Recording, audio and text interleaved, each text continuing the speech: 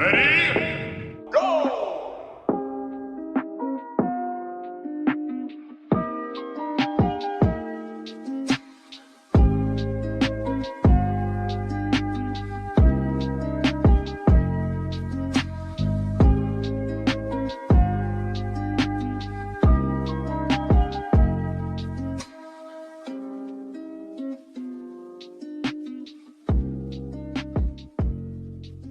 What makes an economy an economy? The answer to that question is the production of goods and services in order to meet needs and wants. In order to produce goods and services, we need economic resources. Firstly, economic resources can be used to produce goods and services. Secondly, economic resources are scarce.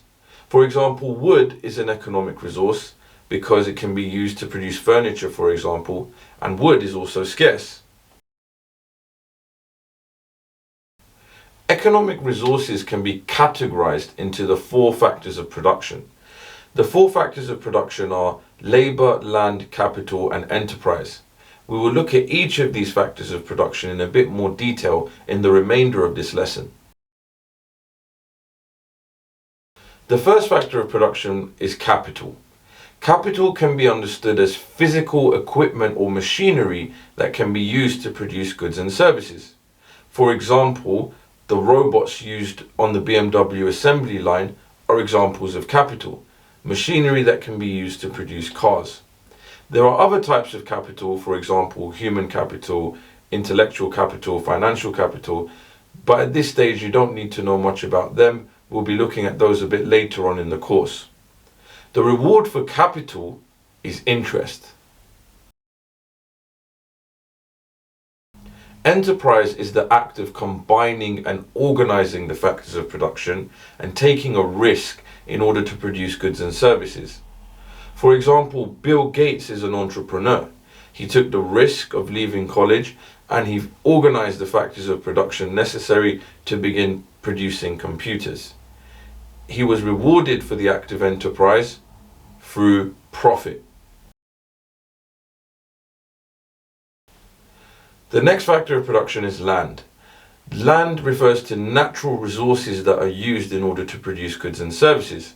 For example, cocoa is an example of land as it can be used to produce chocolate. Land comes from the environment, and the environment is a very scarce resource. In modern times, this is becoming much more of an issue with deforestation and climate change. That is why economics spends a lot of time looking at more sustainable ways to produce goods and services.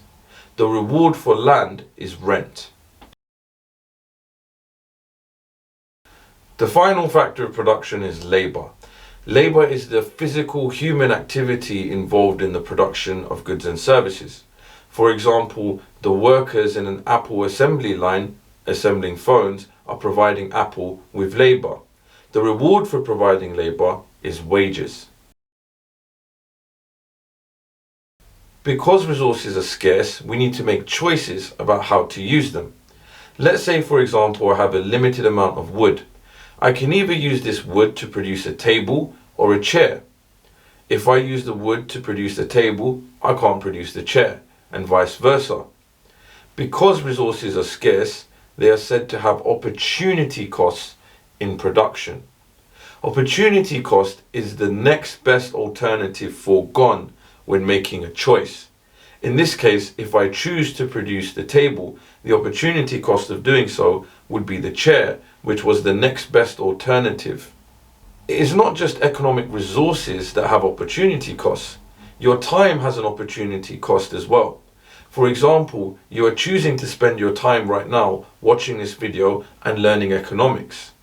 If you think about it, there are a million other things that you could otherwise be doing, and you've said no to all those other things to say yes to this.